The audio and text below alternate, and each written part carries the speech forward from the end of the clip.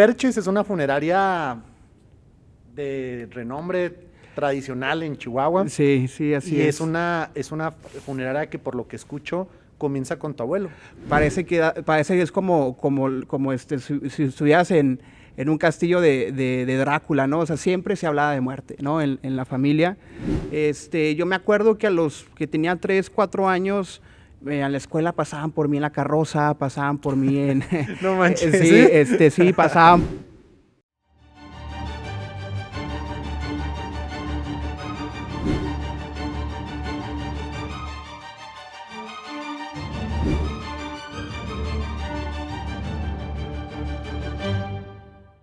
¿Qué tal, amigos del podcast Arquiteórico? Nuevamente, segunda temporada, episodio de gala con un invitadazo verdaderamente lujo, una persona que a mí genuinamente me honra, me emociona con la plática que tiene.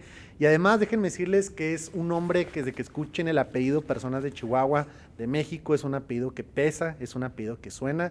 Y la verdad es que la persona que está detrás de él le hace honor a la trayectoria, a la reputación de su familia.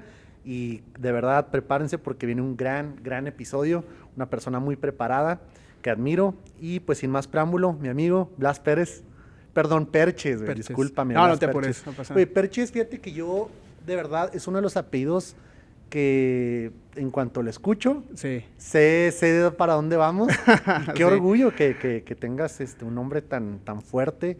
¿Y cómo estás, canal? Primero que nada, bienvenido al primer episodio, nuestro padrino. No, sí, muchísimas gracias por invitarme y más que nada del apellido, pues es el nombre, ¿no? El cómo lo vas construyendo tú con el paso del tiempo y que tú le vas dando el significado principalmente a lo que quieres hacer, ¿no? Claro. Así es. Mi querido Blas Perches, cuéntanos de ti, de dónde eres, Ajá. cuéntanos cómo empieza tu historia. No quiero adelantarme mucho. A lo mejor será bueno hacer nomás el hincapié. Sí, no, claro. En que van a escuchar mucho por tu especialidad el tema de la palabra prohibida. Ajá. Vamos a hablar mucho de la... ¿Cómo quedamos que se decía? Desvivir. El autodesvivirse. Ok, muy bien. Para los que pues estén escuchando, creo que entienden a qué nos referimos, pero es una palabra que no podemos mencionar. Totalmente. Pero mi Blas, te cedo el micrófono, cuéntanos de ti. No, sí, claro, mira, yo nazco el 23 de julio del 96 aquí en Chihuahua, tengo 28 años, y bueno, yo vengo de una familia completamente muy cálida y ya después, bueno, a mí me tocó a la edad muy temprana vivir un divorcio, desde los 6, 7 años, todo valores de seguir yendo por más, ¿no? En mi familia, digo, parece que es como si estuvieras en un castillo de Drácula, ¿no? O sea, siempre se hablaba de muerte, ¿no? En la familia. Entonces, el trabajo, pues, era algo un tema, como cualquier otro trabajo, ¿no? Entonces, yo me acuerdo que a los que tenía 3, 4 años, a la escuela pasaban por mí en la carroza, pasaban por mí en... No manches, sí, pasaban por mí en las camionetas de traslado. De repente, cuando eran Día de Muertos, yo me traía ataúd y era así de hacer una obra de teatro y poníamos a alguien de difunto, ¿no? Entonces, todo ese tipo de cosas, digo, yo lo empecé a ver normal y digo, cuando tenía 3, 4 años, yo me la mantenía corriendo en los pasillos de las funerarias y estaba ahí, pues viendo los difuntos y no me apantallaba ni nada. Al principio, claro que era así un impacto visual, pero ya después el conocer un poco la historia de mi abuelo, la historia de mi tío abuelo, la historia de mi padre también, pues me llevó mucho también a respetar, ¿no? el trabajo que se hace y digo, pues ya en la familia pues empezamos a pasar por situaciones buenas y otras por situaciones malas, ¿no? Como todos. Y de ahí comenzó mi historia en trabajar y vivir un poco de ese rubro en algún momento que fueron. Oye, Blas, para los que a lo mejor nos escuchen de otro lado o no entendieron todas las referencias que estamos dando, sí. Perches es una funeraria de renombre tradicional en Chihuahua. Sí, sí, así es. Y es una funeraria que, por lo que escucho, comienza con tu abuelo. Comienza con mi abuelo y con mi tío abuelo. Empezaron primero en Juárez. Alguien le dijo a mi tío abuelo, si quieres ser exitoso en la vida, puedes poner un restaurante y una funeraria. ¿no? Entonces, como que Wow, no, como qué buena que, frase. sí, pues la comida siempre hay Ajá. y pues muertito siempre va a haber, ¿no? Claro. Entonces, de ahí se fue a una Ciudad Juárez, mi abuelo se fue bueno, de ahí, mi abuelo era de allá de Cárdenas, de San Luis Potosí, y de la edad de 12 años se fue con su hermano, o sea, desde muy niños, prácticamente a Juárez, y empezaron a hacer de choferes, y luego empezaron a vender licor, o sea, empezaron a hacer muchas cosas, hasta que ya mi tío abuelo, Salvador Perches, se dedicó a construir la primera funeraria. Ya después mi abuelo empezó a trabajar en Juárez, que se llamaba primero La Paz en Ciudad Juárez, y mi abuelo vivió allá durante 10 años en una funeraria. Ahí dormía, comía y en los fines de semana se iba a bailar, ¿no? Allá en Ciudad Juárez. Y en esas bailadas pues conocí a mi abuela, que mi abuela también se dedicaba a la muerte. Ella trabajaba en el anfiteatro pues abriendo cadáveres y todo. Entonces, qué coincidencia de que en una bailada, oye, pues ¿a qué te dedicas? No, pues trabajo en la funeraria. No, pues yo abro cadáveres, ¿no? Entonces, pues ahí fue una conexión entre ellos, y ya de ahí empezaron el movimiento. De ahí de Juárez empezaron a venirse para Chihuahua, y fue donde empezaron a construir ellos la funeraria, y de ahí partió, ¿no? Entonces, como cuando haces un emprendimiento, como todos, empezaron desde todo, ¿no? Desde lo más chiquito a lo más bajo para empezar a construir, ¿no?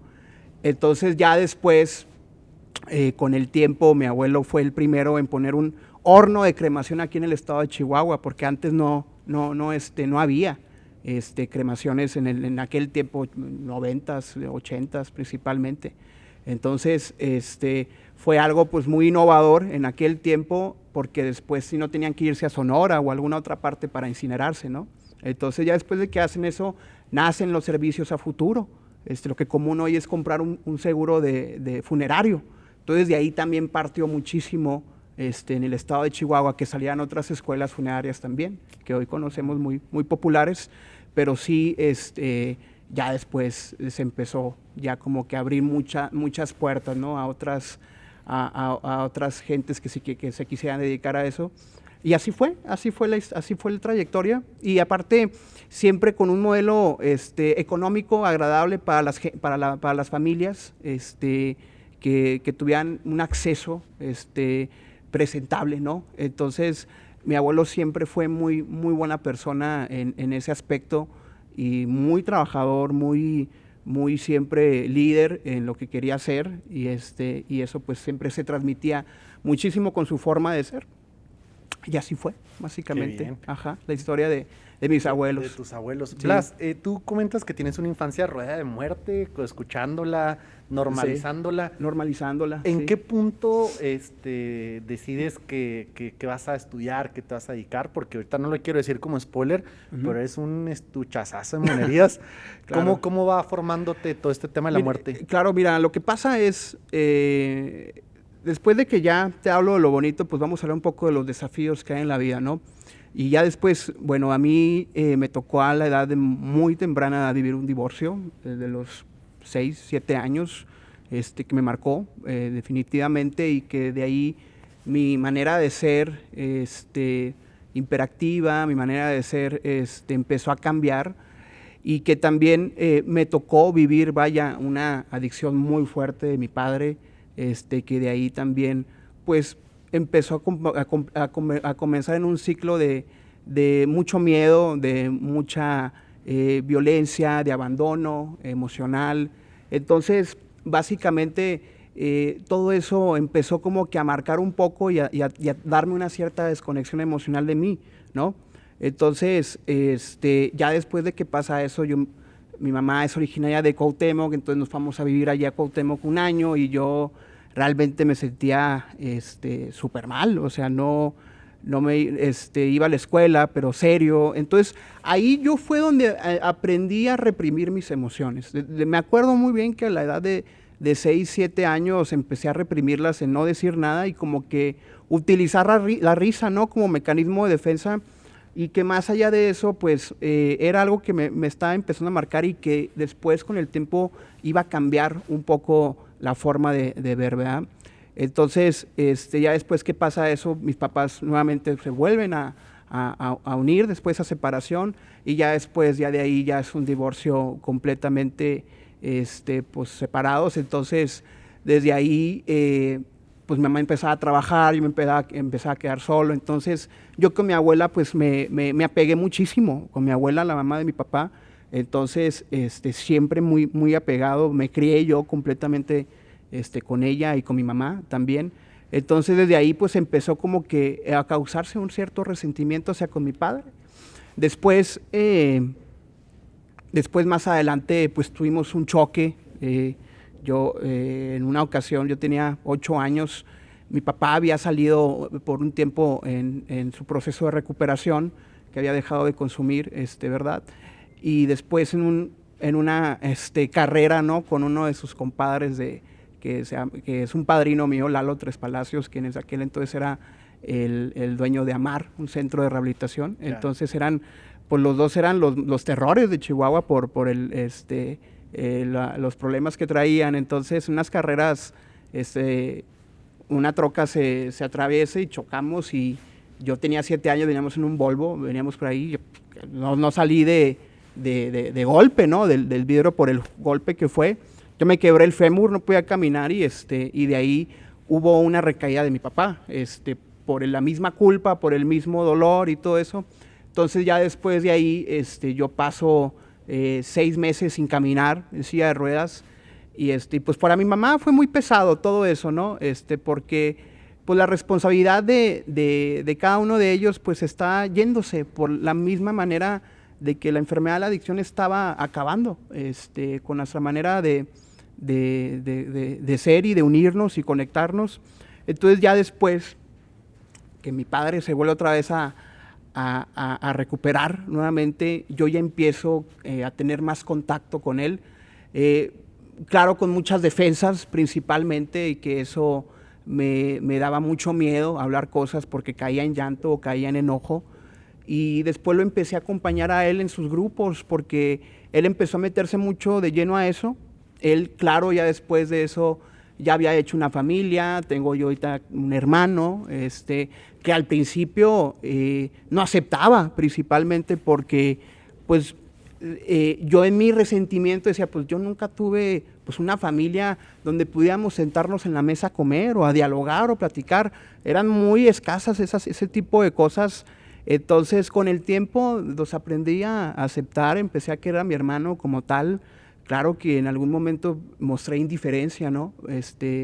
Pero ya después mi papá se encargó de conectarnos, de hacer hermandad, y ya después de ahí empecé a seguir, y así fue mi camino, empezar a conocer esos primeros cimientos, y ya después no sabía, la verdad, a qué dedicarme, porque estaba eso, y que hablo de las funerarias, pero pues algo de mí no me llamaba la atención, verdaderamente, y a veces como tenía yo la autoestima muy golpeada, principalmente, y porque también me había hecho muchas máscaras para no ser yo mismo. Entonces eso también me ayudó mucho también a cubrir ese dolor que traía, porque no lo hablaba, lo mantenía en secreto, hasta que empecé a lograr poder pues conectar conmigo y en poder empezar a hablarlo, ¿no? Pero así fue muy, muy poco, pero se fue agravando más con mucho más resentimiento, con mucho más dolor, y empezarme a mover ahí sin saber pues qué quiero hacer de mi vida, qué quiero hacer. En la escuela, pues yo era fatal en la escuela, o sea, yo no era de 10, yo pasaba de panzazo, de 6, y no me da vergüenza decirlo, porque no encontraba mi vocación, no le hallaba sentido la escuela. Entonces, pues estaba muy, muy distraído, ¿no? Y me faltaban como que muchos guías, ¿no? En que me pudieran orientar, ¿no? Entonces, termino la prepa de milagro, ni yo supe cómo la pude terminar, y ya después de ahí me sale la oportunidad de irme a Estados Unidos. Entonces me voy allá a la edad de 18 años, me voy allá a estudiar inglés, me voy a trabajar, y empecé a lo que era, ¿no? Lo que es un trabajo. Empecé a trabajar en un restaurante, luego después de mesero, y era muy divertido porque empecé ahora sí como que, pues sí tengo habilidades, algo que yo había dicho que pues no era bueno en nada, ni nada de eso. Entonces, una de las carreras frustradas mías es que yo quería ser militar. Entonces, te fijas todos los extremos que había. Entonces, siendo militar, pues no sé, a lo mejor iba a darle un reconocimiento a mi papá, a mi mamá, porque siempre esa etiqueta, ¿no? De compararte con alguien más, el que te tienes que parecer a él, o como no eres como esa persona, pues eso eran creencias, ¿no? Que yo me había implantado en mi mente y de que pues tenía que demostrar y seguir las expectativas, ¿no? A los 23 me quiero ver así, a los 25 casado y claro que ninguna de esas las he llevado, gracias a Dios todavía, ¿verdad? Pero no, la neta vivía muy, muy cuadrado y siempre como que queriendo buscar expectativa que me empecé a olvidar de mí, principalmente, por darle el gusto a los demás y no dármelo a mí en mi desarrollo personal. Entonces, pues, ¿qué pasa? No me quedo de soldado, o sea, sí pasé el examen, pero era estar en la guerra, o sea, irme allá. Entonces, como yo soy hijo único de mi mamá, entonces, pues eso era algo que a mí me partía muchísimo. Si me pasaba algo, pues, ¿qué pasaba con ella? Y entonces decliné completamente eso y me vi una crisis muy fuerte, casi existencial, yo la llamo, una crisis existencial en donde ya no sabía qué hacer con mi vida. Entonces se me empezaron a acumular muchos pensamientos negativos y me empezó a dar una cierta depresión. Entonces me voy a Chihuahua nuevamente y me voy con un psiquiatra, me atiendo y me dice cosas buenas, pero que también pues detente, ¿no? De toda la presión que cargas. Entonces me quedo en Chihuahua, de haber estado allá casi 2 años y medio, y ya de ahí digo, pues ¿qué hago? No sé qué hacer. Había ahorrado allá y yo ya me estaba pues manteniendo solo, como quien dice. Entonces digo, pues ¿qué hago? Entonces digo, no, pues voy a entrar a ciencias políticas, me llama la atención. Entonces me meto a Relaciones Internacionales en la UACH y ahí y todo el desmadre, ¿va? Que no hice cuando tenía 18 lo empecé a hacer. Entonces empecé a salir, empecé a tomar bastante, y de repente ya me empezaba a valer pues madre, ¿no? La escuela ya nomás era pues como que hacer pues eso, ¿no?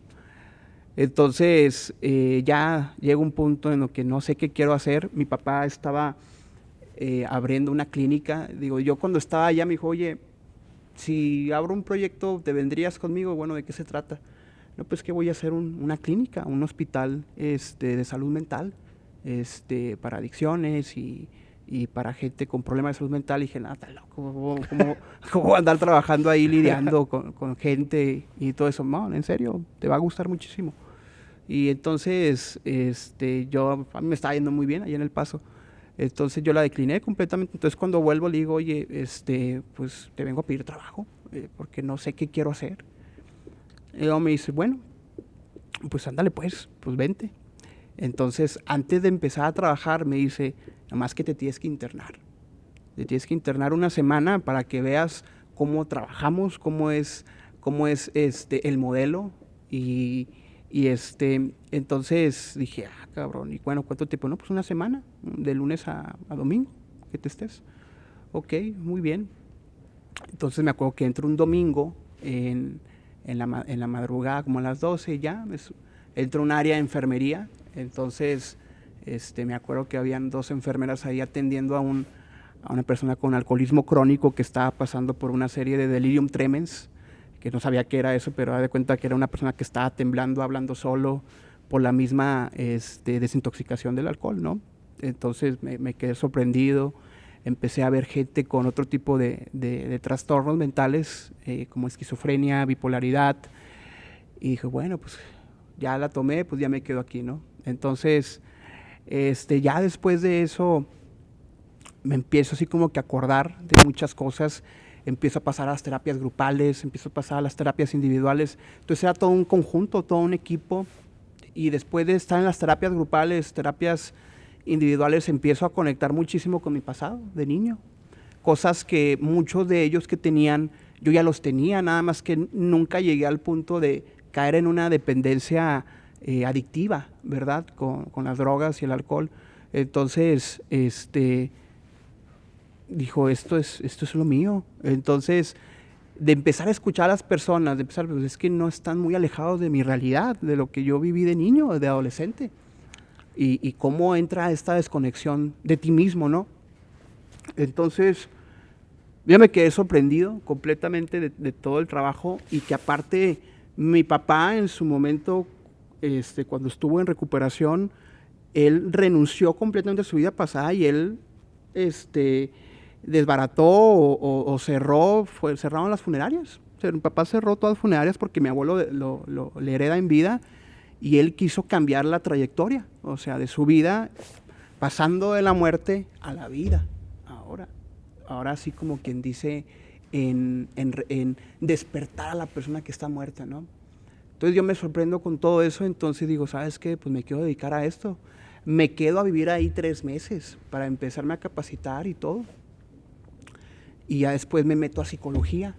Entonces, de haber estado haciendo todo eso, pues empecé a estudiar, ya trabajando, empecé a sacar diplomados, empecé a sacar certificaciones mientras que estás. Entonces, siempre veía, claro, mi padre me trajo muy buenos profesores que estaban trabajando ahí en ese entonces en la clínica, y mentores y guías que me empezaron mucho a decir, a enseñar cómo era el profesionalismo, ¿no? Con la gente, con las familias, con los pacientes. Entonces así empecé a trabajar con cada uno de ellos, hasta que ya después de ahí empecé a agarrar más experiencia, más colmillo, y porque después me tocaba dar una conferencia, yo con un chorro de nervios, con mucho miedo, y dije, no manches, ¿qué les voy a decir? ¿O qué digo, no? Entonces, ahí fui yo confiando en mis habilidades, pero también de eso yo también entré en un proceso terapéutico, donde también digo, si me voy a dedicar a esto, pues tengo que empezar también a ayudarme, a mí también, porque yo no puedo ayudar a alguien si no me he ayudado yo mismo. Entonces, empecé a trabajar en mí, empecé a renunciar a muchas cosas también, y empezar a invertir en mi desarrollo personal para ser mejor persona en todas mis áreas. Y eso es lo que hoy actualmente agradezco a Dios, agradezco a las personas significativas que han estado conmigo, y que hoy te puedo decir que estoy contento, estoy muy feliz, y de seguir trabajando, porque lo que hago me apasiona. Hoy conecto con mis habilidades de pasiones que tenía desde niño, y es esa parte, ¿no? de poder llegar. Entonces ya después termino mi carrera, y la termino, y después pues me dedico ya a la especialización en adicciones, en la parte clínica, en poder diagnosticar, trabajar con los trastornos mentales, en trabajar con familias desunidas, que eso también vino a ayudarme mucho por lo que yo había vivido también, en poder trabajar esa conexión entre mamá y papá, mamá e hijos, todo eso. Y también me certifiqué como suicidólogo, en poder trabajar con personas que se han querido desvivir, otras que han entrado en crisis, y eso también fue un área de oportunidad también para estudiarlo. Y entonces, hoy en la actualidad, pues me dedico a eso. Me encanta ayudar a las personas, me encanta ayudar a reconectarlas nuevamente, y de que puedan tener una guía, un propósito en la vida, ¿no? Entonces, de la muerte pasé a conectar, ¿no? con la vida, y a esto actualmente pues me dedico, ¿no? En trabajar con cada una de estas personas y sacar lo mejor que hay en ellas y en ellos, porque tienen la habilidad para cumplir sus sueños, y sobre todo que la vida pues está lleno de muchos desafíos, que está lleno de muchas cosas amargas. Entonces, lo mejor de todo esto es de que el perdón es una de las claves muy importantes, aprenderte a perdonar, que es algo que le cuesta mucho a la gente también, y seguir y avanzar, ¿no? Entonces, de ahí vamos, y hemos impartido también muchísimo. Wow. Wow. Blas, de verdad, qué increíble historia. Uno ve la familia Perches y dice, wow, una cuna de oro donde todo es miel sobre hojuelas, todo perfecto, una empresa que funciona bien, familia funcional y gracias por compartirnos todos los problemas, los retos que han vivido y qué bueno cómo la vida los fue llevando. Blas, antes de llegar yo creo que a la parte que va a ser apasionante, que es tu área, ser suicidólogo, dijiste unas palabras que me remarcaron y me gustaría que si nos puedas platicar un poquito de ellas. Claro. La primera, comentabas que cuando eras niño desarrollas risas como mecanismo de defensa. ¿Nos puedes contar qué significa tener risa como mecanismo de defensa? Claro, cuando yo estaba nervioso me reía, porque yo de ahí atrás era contener un llanto, contener un miedo, demostrarlo, ¿no? Porque a veces se sobreponía mucho el ego, ¿no? Entonces, si yo lloraba, era una creencia mía de que la gente me va a ver que soy débil. O la creencia típica, ¿no? Social, los hombres no lloran. Entonces, ese tipo de cosas, pues yo las fui como que haciendo muy aprensivas. Entonces, yo me reía de alguna cuestión nerviosa, o me iba para otro lado. Entonces, cuando vienes de una familia un poquito disfuncional como la mía, ¿no? Vas aprendiendo ciertas conductas que vas observando de niño, ¿no? La comunicación, en la manera de ser, en la manera en cómo interpretas, ¿no? El amor.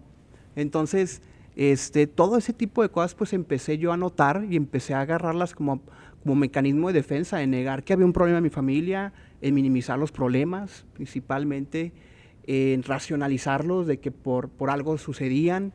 Entonces, ese tipo de cosas las fui aprendiendo desde muy temprana edad y que las fui adquiriendo como un mecanismo de defensa en donde la gente no pudiera sobrepasarse conmigo, porque si lo hacían iba a caer en un llanto y mi enojo después, lo iba a proyectar no en la situación, sino en muchas situaciones que empezaba a guardar bastante. Claro. Entonces, esa era una de las partes principalmente que ahorita comentaba, que empecé a hacer muchas defensas en amortiguar muchas heridas, porque una de mis heridas que eran muy fuertes en su momento era el abandono. O sea, completamente me causaba mucho miedo estar solo, mucho miedo que se alejaran las personas de mí. Entonces, era algo en la que tenía que cubrir con algo, porque si no se iba a notar. Entonces, aparte de eso, yo empecé a aparentar a alguien que no era. O sea, el ser el travieso, el ser vago, tampoco mala onda, ¿no? Pero siempre como que el chistosito, ¿no? Siempre buscar todo eso. Y aparte era muy hiperactivo. Yo tengo diagnosticado TDAH. Entonces, claro que eso también era una de las partes en las que no me hacía concentrarme de muchas cosas. Entonces, claro que, y lo agradezco a mi mamá, que siempre me ha acompañado con múltiples psicólogos, múltiples psiquiatras, terapeutas de juego, porque no puedo decir la R también. Entonces, eran cositas así pequeñas que mi autoestima pues estaba muy golpeada. Y cuando tienes una autoestima muy golpeada, buscas las maneras de fingir, ¿no? Algo que no eres. Entonces, pues hasta el día de hoy yo tomo medicamento, desde los 7 años hasta el día de hoy tomo medicamento, y eso me ha ayudado muchísimo también en controlar mucho mis impulsos. Claro que desde adolescente pues no es así, ¿verdad? Porque apenas te estás desarrollando y ya después, ya que lo empecé a estudiar en psicología, dije, pues con qué razón, todos estos complejos, ¿no? Que había y ya después pues fue un camino de autodescubrimiento, ¿no? Entonces, por eso te digo que detrás de un trauma, que viví varios, era algo que yo también lo pasaba como víctima, porque también el victimarse lo haces como defensa, pero también para obtener control y chantaje y manipulación, porque también esas eran conductas que las empecé a utilizar desde muy pequeño para salirme con la mía. Y fíjate, aún todavía sin caer en una sustancia. Porque cuando caes en una sustancia, ya sea alcohol o cualquier otro estupefaciente, más se va formando una cierta personalidad adictiva. Entonces, no llegaba con lo mío, pero lo mío era más emocional. Pero que también iba a ir por un camino en la que yo no había elegido, pero por las situaciones de la vida me podían haber llevado. pero no fue gracias a mi padre que entró en recuperación y así como pude, pero me ayudó bastante, porque mi papá siempre jugaba conmigo a las luchitas o cosas como esas, pero aparte más de eso, teníamos un diálogo, pláticas, algo que eso estaba muy alejado. Y esas pláticas también me ayudó mucho a sensibilizarme también, porque tengo rasgos disociales en también estar mucho tiempo solo o aislarme, que también las fui identificando ya de adulto, pero también a causa de eso me sensibilizó en poder tener mucha empatía con personas también que vivían con lo mismo y poder acercarme. Entonces, yo hoy digo, agradezco eso porque de esto ahora me dedico y me encanta hacerlo. Y más allá de lo que me paguen, es la oportunidad de servir y ser un agente de cambio para algunos, ¿no? Claro. Wow, es que me ha tocado mucho ver personas que o están demasiado tristes o demás de felices. Qué interesante que a veces es a la inversa. El triste, pues a lo mejor se está victimizando para chantajear o manipular, y el feliz, pues a lo mejor anda hecho garras por dentro, Claro. pero anda maquillando por ahí. Sí. No manches, qué cañón, es que es apasionante la psicología. Es apasionante la psicología y lo que son las conductas, ¿no? Las conductas, el carácter, la personalidad.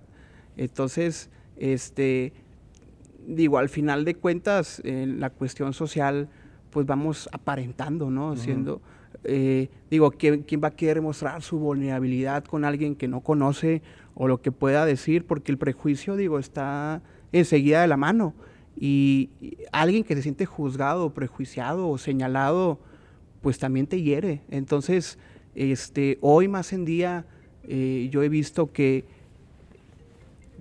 ya es muy difícil poder sincerizarte, ¿no? Claro.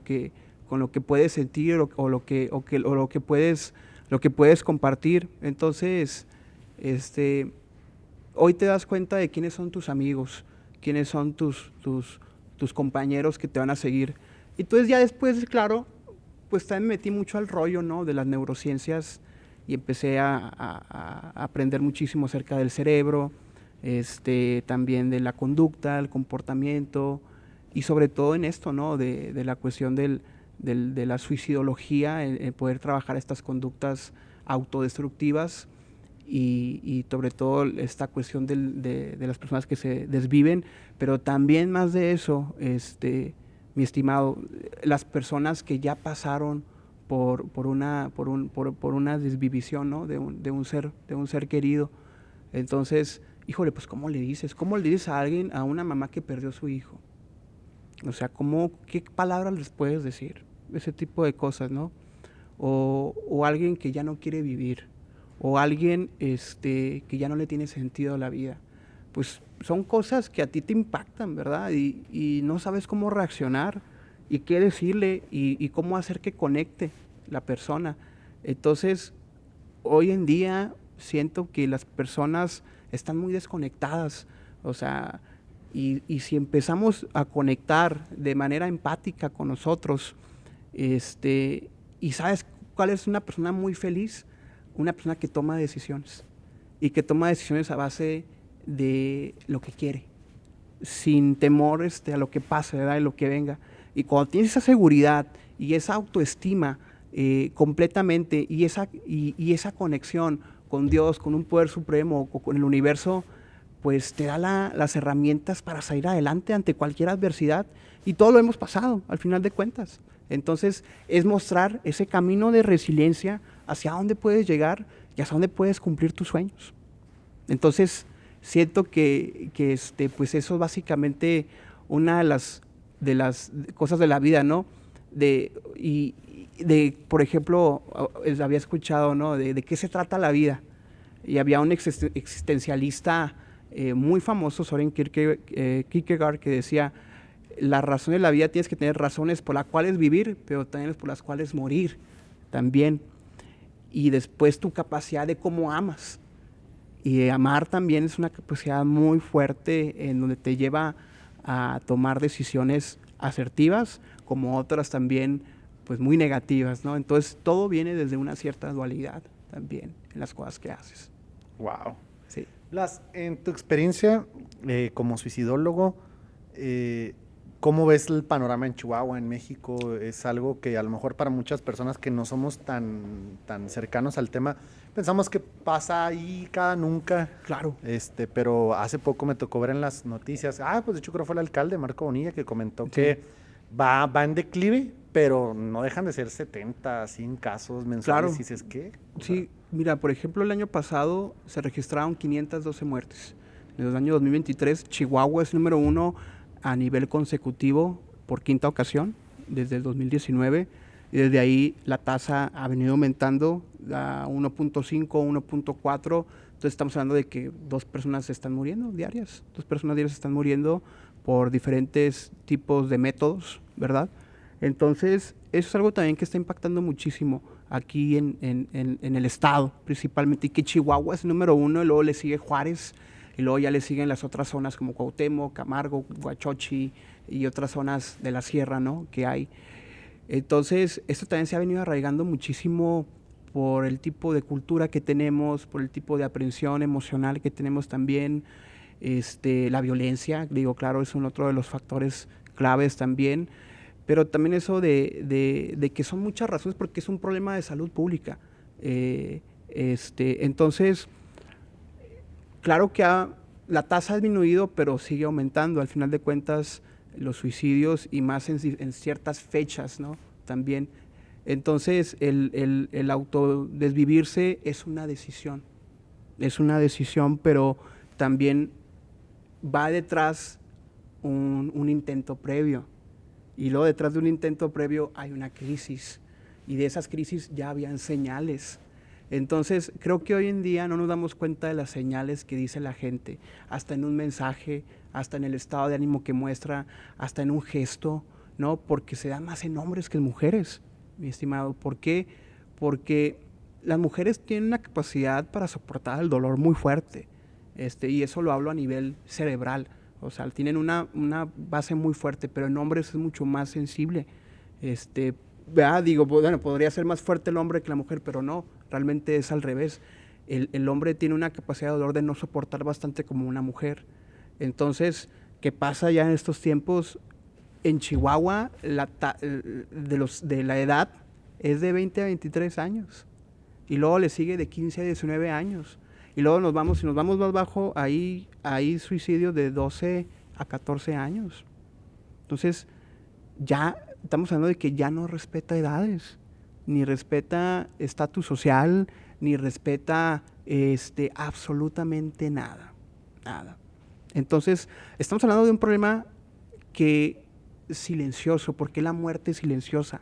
Nadie habla, y a lo mejor hay familias que ha pasado ese tipo de cosas, pero se cierra en ese baúl y no se habla por la misma estigma que hay, o por el mismo y de qué falleció. No, pues se desvivió, y la gente socialmente pues lo interpreta como, no, es una persona débil, o no, es esto. Entonces, son creencias muy, muy fuertes y muy arraigadas.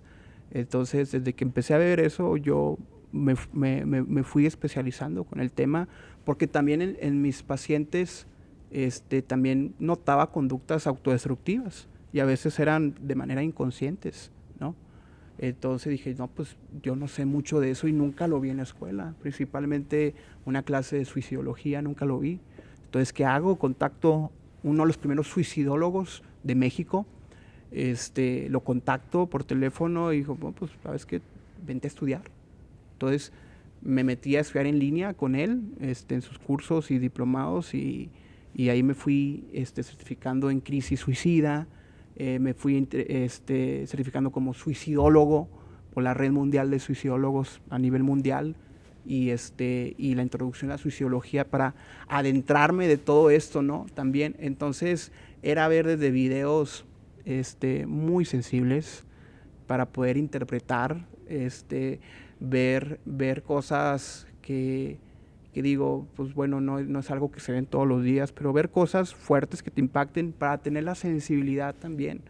Porque, te digo algo, muchos los profesionales de la salud mental, con el tiempo vamos perdiendo la sensibilidad, y vamos dejando de ser un poco humanos, empáticos.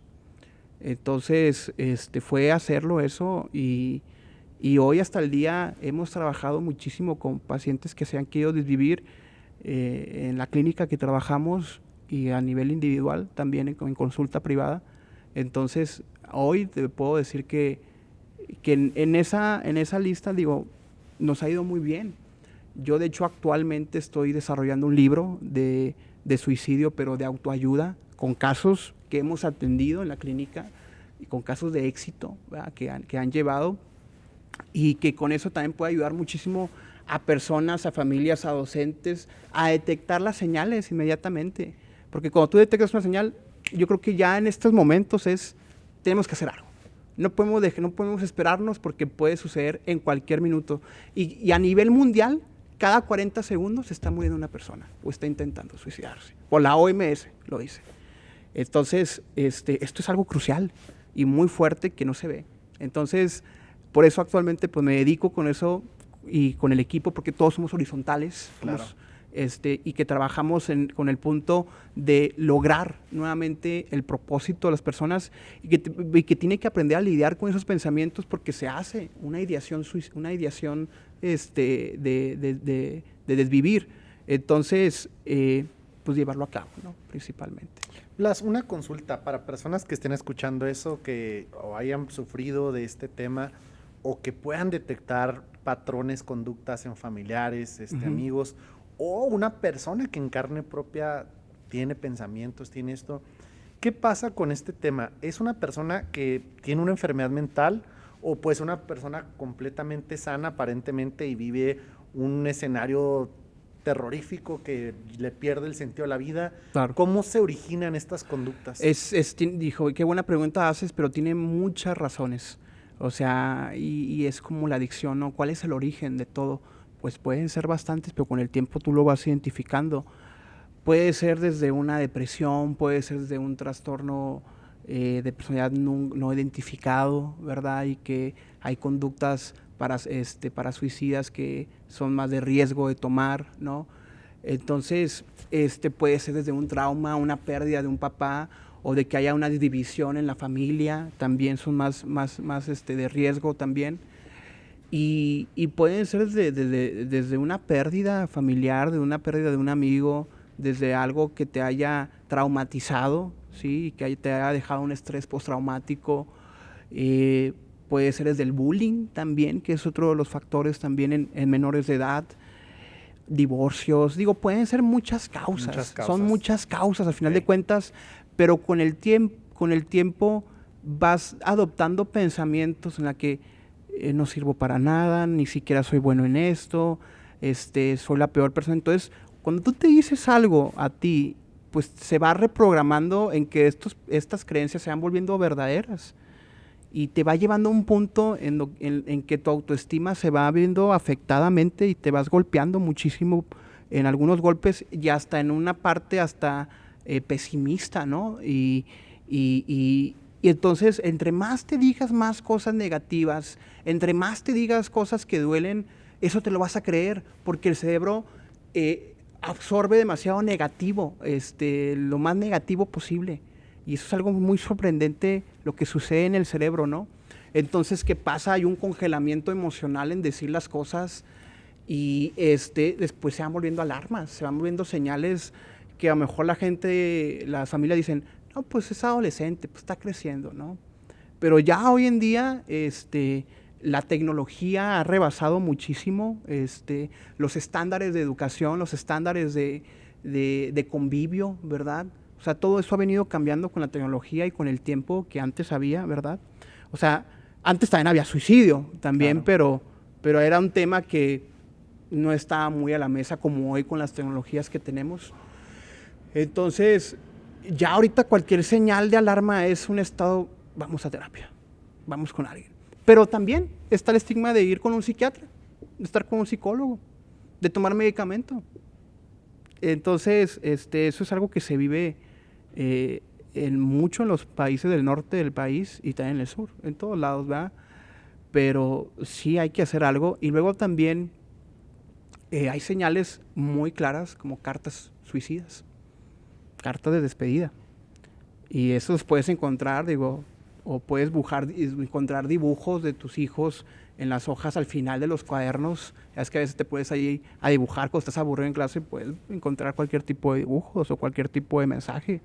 Entonces son cosas que ya tú vas observando, wow, o sea, algo está pasando. Entonces las señales son muy claras, pero como la persona va llegando a un punto de ego muy alto, no permite, ¿sabes qué, papá, mamá? Me siento muy mal, me siento así. Ya tendría que haber pasado una crisis.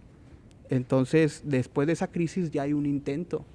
Y casi los primeros intentos, el 80% sobreviven, estadísticamente. Pero ya después de otro segundo o tercero, ya se puede lograr la consumación.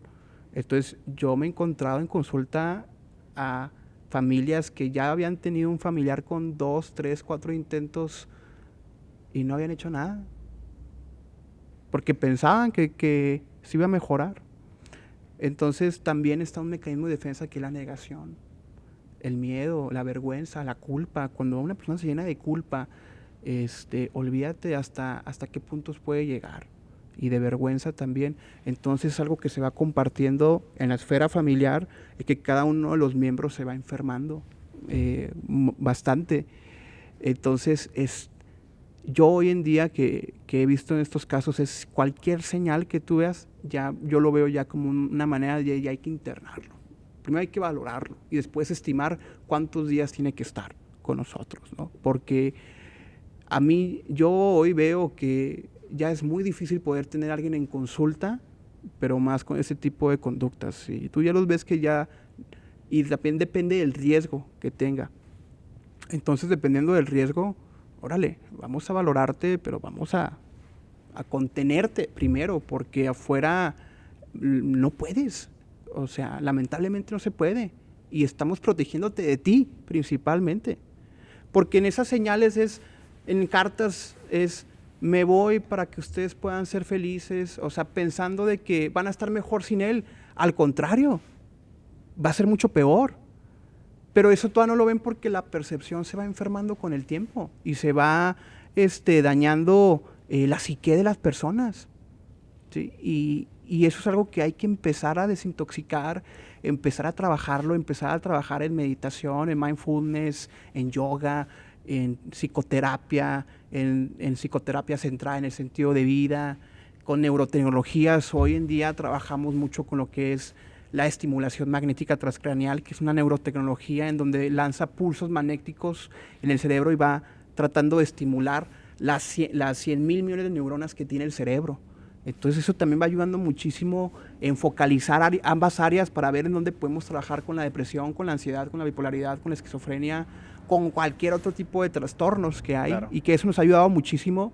También estamos ahorita desarrollando, innovando muchísimo lo que es la terapia de realidad virtual, de enfocar en un paciente en una terapia de exposición para enfrentarse a ciertos traumas, ciertos desafíos, ciertas situaciones, para desarrollarlo, ¿no? Entonces, es una de las cosas que hemos estado innovando. Claro. Y eso también, pues para darle, también trabajamos mucho con caballos, equinoterapia, que eso a los que son terapeutas del lenguaje, los terapeutas que trabajan con Asperger, con autismo, sabrán a lo que me refiero. Es una terapia muy padre, de mucha proyección, para trabajar las emociones, los sentimientos. Entonces, todo este conjunto es para despertar a la persona que logre conciencia. Conciencia de que, claro, está enfermo, pero puede salir adelante. Puede salir adelante como cualquier otra persona que pasa por una enfermedad, por un diabetes, por un cáncer, por un SIDA, ¿no? Entonces, puede salir adelante, pero necesita mucha contención, necesita mucho entrenamiento la familia también, porque quieren así que se curen y, o sea, no hay cura para eso, pero lo que hay cura es lo que tú traes adentro. Claro. Y cuando lo sanas y lo perdonas, como lo dije al principio, muestras otro tipo de manera de ver las cosas, ¿no? Entonces, tiene que haber mucha disciplina, mucha paciencia, porque quieres los resultados rápidos, ¿no? Entonces, son resultados que requieren tiempo, y que claro que el programa de 12 Pasos es una de las partes muy fundamentales para llevarlos a cabo también con psicoterapia, con programa de 12 pasos, de Alcohólicos Anónimos, pero ya en Suicidas Anónimos, ¿verdad? En depresión. Entonces, empezar a trabajar en ese seguimiento. Entonces, es lo padre que estamos haciendo y de que venimos también a trabajar con todo eso. Blas, me quedo como serie de Netflix que quieres aventarte como 10 temporadas más porque tocaste una gama de temas interesantes, claro, como el Asperger. Ahorita dijiste algo que era el ego de la persona. Sí. Y quiero preguntarte más, pero yo sé que tienes una agenda y quiero nomás, antes de que se nos acabe el tiempo, Blas, algo que nos emociona mucho por todos estos temas tan apasionantes es que viene tu podcast. ¿Nos podrías contar un poquito de eso? Claro, era algo de los principios que quería hacer al año, pero digo, al principio no se pudo hacer, pero lo que se trata de este podcast es llevar un diálogo socrático con las personas, dar preguntas abiertas de sentido, en la que las personas que son emprendedores, empresarios, profesionales de la salud mental, cómo llegaron a eso, en cómo lograron conectar con sus pasiones y hoy es lo que hoy se dedican. Entonces, era algo muchísimo también de que podía llevar mucho a la comunidad a inspirarse de personas conocidas aquí en Chihuahua, principalmente que son locales y de que también han pasado por cualquier desafío de la vida. Entonces, eso es algo que también se viene en estos proyectos, también en entrevistar personas y que también puedan contactarlas ante cualquier situación y que esto sea algo positivo, porque creo que también nos hemos alejado muchísimo de cosas buenas y que también el morbo, las cosas negativas, pues llaman mucho más la atención, principalmente, pero esto es algo muy, muy bueno que se viene y es cómo llevar un camino de autotrascendencia, ¿no? De cómo ir construyéndote, de tener una percepción, de tener este autodistanciamiento de ti mismo y ver, caray, mira cómo he llevado la vida y a qué panoramas me he metido para ahorita estar en este momento, ¿no? Sentado aquí contigo hablando. Al igual, lo digo, te agradezco muchísimo por el espacio de estar aquí contigo.